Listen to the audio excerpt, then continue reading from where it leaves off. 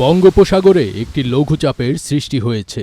এ থেকে নিম্নচাপের আশঙ্কা আছে বলে জানিয়েছেন আবহাওয়া অধিদপ্তরের আবহাওয়াবিদেরা। এই লঘুচাপের ফলে আজ বুধবার থেকে দেশের বিভিন্ন অঞ্চলে বৃষ্টি হতে পারে।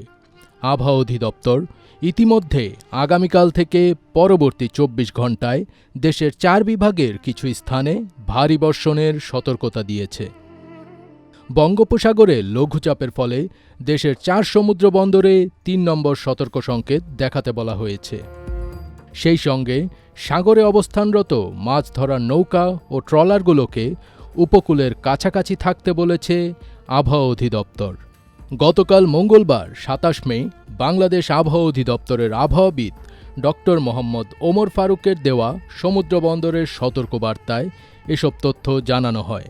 আবহাওয়া অফিস আরও জানিয়েছে, উত্তর পশ্চিম বঙ্গোপসাগর এবং তৎসংলগ্ন এলাকায় একটি লঘুচাপ সৃষ্টি হয়েছে।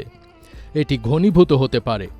লঘুচাপের প্রভাবে উত্তর বঙ্গোপসাগর, বাংলাদেশের উপকূলীয় এলাকা এবং সমুদ্র বন্দরসমূহের ওপর দিয়ে দমকা বা ঝোড়ো হাওয়া বয়ে যেতে পারে।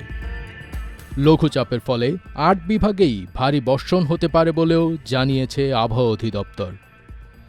আজ বুধবার ২৮ মে সন্ধ্যা ৬টা থেকে পরবর্তী ২৪ ঘণ্টায় ময়মনসিংহ, ঢাকা, খুলনা, বরিশাল, চট্টগ্রাম ও সিলেট বিভাগের অধিকাংশ জায়গায় এবং রংপুর, রাজশাহী বিভাগের কিছু কিছু জায়গায় অস্থায়ীভাবে দমকা হাওয়া সহ বিদ্যুৎ চমকানো বা হালকা থেকে মাঝারি ধরনের বৃষ্টি অথবা বজ্রসহ বৃষ্টি হতে পারে।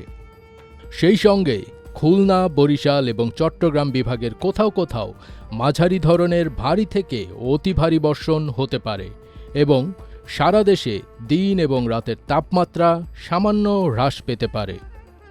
আগামীকাল বৃহস্পতিবার সন্ধ্যা ৬টা থেকে পরবর্তী ২৪ ঘণ্টা রংপুর, রাজশাহী, ময়মনসিংহ, ঢাকা, খুলনা, বরিশাল, চট্টগ্রাম ও সিলেট বিভাগের অধিকাংশ জায়গায় অস্থায়ীভাবে দমকা হাওয়া সহ বিদ্যুৎ চমকানো বা হালকা থেকে মাঝারি ধরনের বৃষ্টি অথবা বজ্রসহ বৃষ্টি হতে পারে। সেই সঙ্গে সারা দেশের কোথাও কোথাও মাঝারি ধরনের ভারী থেকে অতি ভারী বর্ষণ হতে পারে এবং সারা দেশের দিন ও রাতের তাপমাত্রা ১ থেকে ২ ডিগ্রি সেলসিয়াস হ্রাস পেতে পারে।